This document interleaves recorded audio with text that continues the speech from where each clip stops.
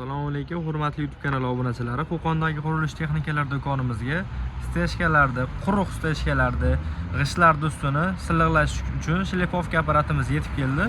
Ushbu apparatimiz 220 volt tokka ishlaydi. Videoni oxirigacha kuzatib borsalaring, to'liq holatda ma'lumotlari va narxlarini aytib o'tib ketamiz. Apparatimiz klassik brendiga tegishli, motor 220 voltga ishlaydi, 4 kW. Ko'rishlaringiz mumkin.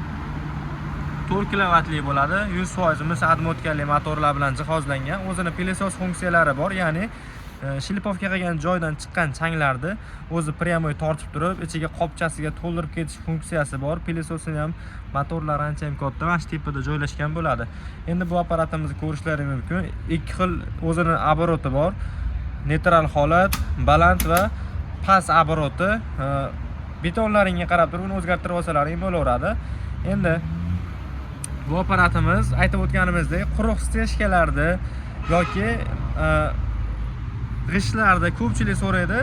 G'isht terganmiz, ustini silliqlab shlipovka qilish kerak dedi. Mana shu apparatimiz o'sha so'ragan akalarimiz uchun aynan ish beradigan apparatimiz bo'ladi. O'zini 2-3 xil nasatkalari bor. Najdak qiladigan komplektida g'ishtga alohida bo'ladi, o'sha quruq betonniki alohida bo'ladi. Kimga shunaqa apparatlarimiz kerak bo'lsa, bemalol do'konimizdan kelib xarid qilishlari mumkin. Optim narxlarda qilib beriladi. Undan tashqari do'konimizda yangi quyilgan stechkalarda silliqlab beradigan shukurka apparatlarimizdan ham bor. Vertolyot apparatlarimizdan 1 metrlik, 80 lik hamda 60 santimetrlik modellardan mavjud. Undan tashqari hop vibratorlarimizdan ham bor. Bu vibratorlarimiz bo'ladi. Quyilgan stechkani vibratsiya berib turib, silliqlab trammovka qilib beradi. Kimga shunaqa qurilish texnikalari kerak bo'ladigan bo'lsa, do'konimizda bemalol kelib xarid qilishlari mumkin. Optim narxlarda qilib beriladi. E'tiborlaringiz uchun kattakon rahmat. Manzil so'raganlar uchun manzil Qo'qon shahar, Navoiy massiv, Malina svetoforni oldida joylashgan qurilish texnikalari do'koni bo'ladi.